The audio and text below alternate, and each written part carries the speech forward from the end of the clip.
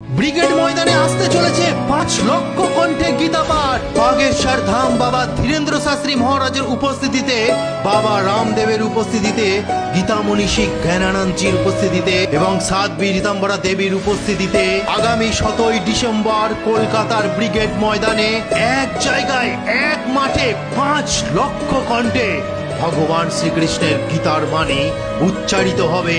এই বিশৃঙ্খলার যুগে অস্থির সময়ে একমাত্র ভগবান শ্রীকৃষ্ণের বাণী ফিরিয়ে দেবে শান্তির পথ, শক্তির পথ, ধর্মের পথ, ধর্ম রক্ষার পথ। যখন অন্যায় বেড়ে যায় তখন ধর্মই পথ দেখায়, আর এবার সেই আলোই দেখাবে কলকাতার ব্রিগেড ময়দান, যেখানে 5 লক্ষ সনাতনী হিন্দু কণ্ঠে একসাথে উচ্চারিত হবে সেই ভগবান শ্রীকৃষ্ণের বাণী, यदा यदा हि धर्मस्य ग्लानिर्भवति भारत अभुत्थानमधर्मस्य तदात्मानमसृजाम्यहं परित्राणाय साधूनां विनाशाय च दुष्कृतं धर्म संस्थापनार्थाय সম্ভবানি যুগে যুগে।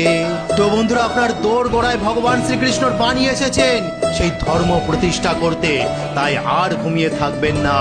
একটা দিন সময় বার করুন। আগামী 7ই ডিসেম্বর সকাল 9টা থেকে ব্রিগেড ময়দানে 5 লক্ষ কণ্ঠে ওম ধ্বনিতে শুরু করা হবে এই গীতা মহাযজ্ঞ। আকাশ ভরে যাবে সেই ধর্মের স্পন্দনে, পৃথিবী শুনবে বাংলার কণ্ঠে গীতার আহ্বান। তাই আগামী 7ই ডিসেম্বর 2025 এটা শুধু ক্যালেন্ডারের একটা তারিখ হবে না, বাংলার বুকে একটি ধর্মের ইতিহাস সৃষ্টি হতে চলেছে, যেখানে বাগেশ্বর ধাম বাবা ধীরেন্দ্র শাস্ত্রী মহারাজ, যিনি সারা দেশ জুড়ে হিন্দু একতা যাত্রা চালাচ্ছেন হিন্দু রাষ্ট্র প্রতিষ্ঠা করবার জন্য, এছাড়াও বাবা রামদেব, যিনি স্বদেশী পণ্যের আন্দোলন করেই যাচ্ছেন, ঘরে ঘরে স্বদেশী পণ্য ছড়িয়ে দেওয়ার চেষ্টা করছেন। আরেকদিকে আছে সাধ্বী রীতাম্বরা, যিনি নারীদের ক্ষেত্রে দুর্গা বাহিনী প্রতিষ্ঠা করেছিলেন যাতে নারীরা আত্মরক্ষা করে তুলতে পারে, নিজের সাহসী হতে পারে।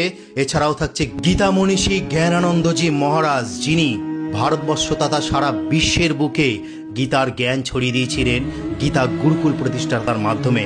এত বড় সাধুসন্ত সমাজ, এছাড়াও তো অসংখ্য সাধুসন্ত সমাজ আসছে আমাদের বাংলার সাধুসন্ত সমাজ, যেমন হিরণময় বাবা থেকে শুরু করে কার্তিক মহারাজ থেকে শুরু করে। তাই এবারের ব্রিগেড শুধু সমাবেশ নয়, এইবার হবে সবার আত্মার জাগরণ। তোটা আজকে বলার ছিল, আপনাদের কাছে অনুরোধ প্রার্থনা করব আপনারা সকলেই আসবেন সেই গীতার বাণী শুনতে, গীতার বাণী উচ্চারণ করতে।